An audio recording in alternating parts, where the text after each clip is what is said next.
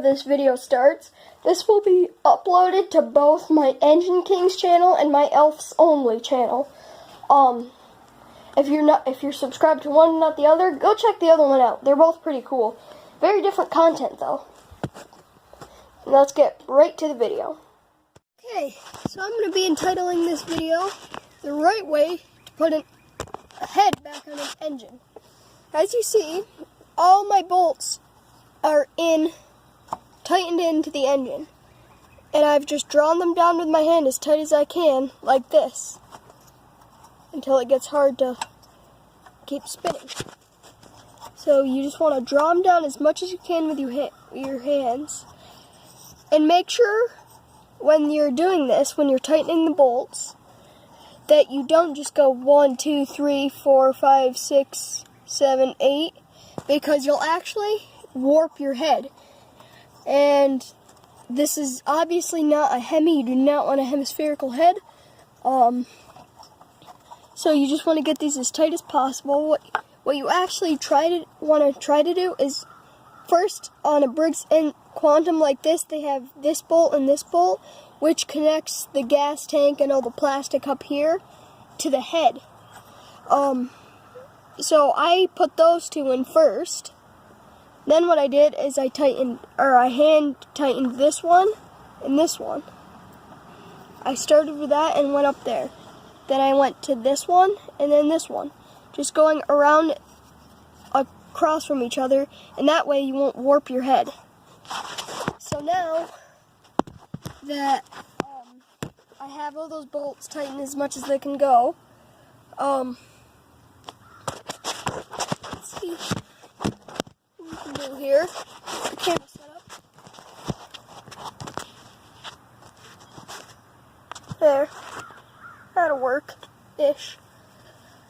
So these are a 1/2-inch bolt, and I just have this Craftsman socket wrench that actually does not have a 1/2 inch on it, because I was trying to do some fancy stuff. That did not work. Well, actually, I was trying to get on there and loosen these with that socket, but I ended up having used that, which is a 3/8. So I'll start in this corner, and I just want to tighten until I can't anymore.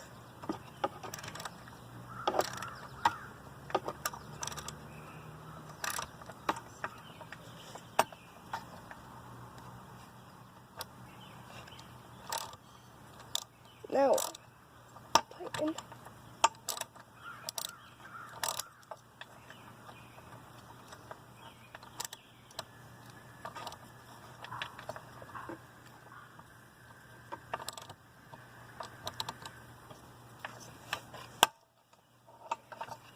This can take a little bit. I'll pause the video and get back to you when I've tightened all these as much as I can. Now I've actually got all these head bolts tightened in as much as I can with just this ratchet. But you're probably saying, don't you need a torque wrench to get those bolts in all the way? Well, yeah, probably. But I'm cheap and I don't have a torque wrench. So, this is like a poor man's version. We have a camper, and this is to connect the chains on the sway bar to the frame. There's a little knob that you pull up with this. But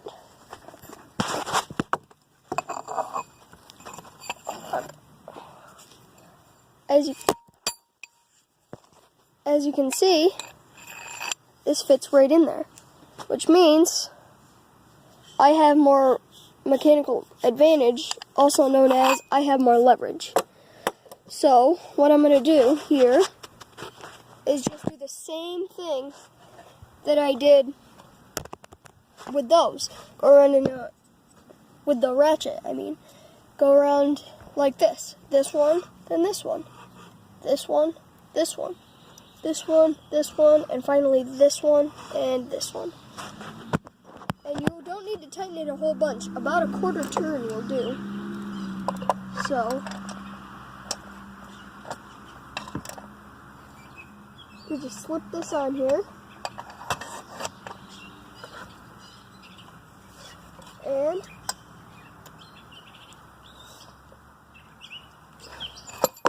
there. It's just like it was torqued on there. So now that I did that one, I'm going to come up here, do this one.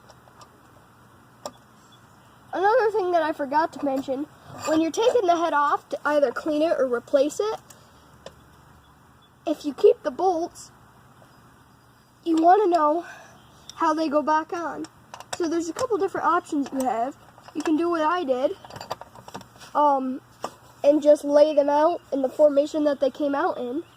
Or what some people do is make a cardboard cutout of the head and place them in the same spots where they would be.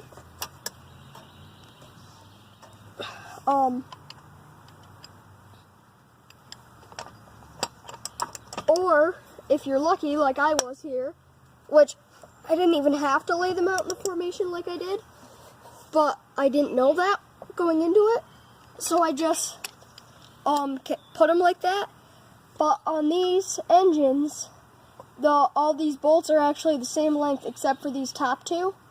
So I got lucky. And I didn't end up having to do that. But there is some cases where you need to, and it's just a good precaution to do it.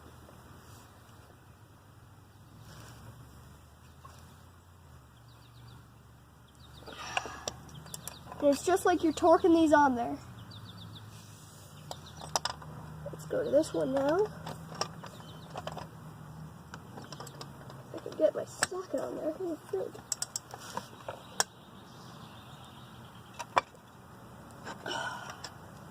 And one last one.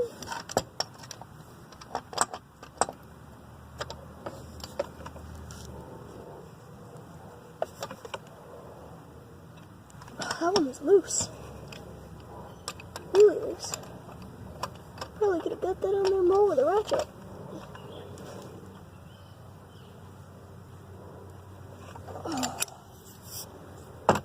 And now, put the coil back on.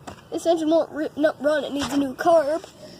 But that is how you put a new head on. Thank you for watching. And another thing I forgot to mention is when you're taking these heads off, there's a gasket in between the block and the head. And that just prevents compression leak, gas leak, exhaust leak, a whole bunch of things. But you want to make sure that you do not tear that gasket while taking that off. I was lucky, and the gasket was in very good condition, actually. And it stuck right to the head. I didn't even have to worry about it. So thank you so much for watching. I will see you all in the next video. Bye.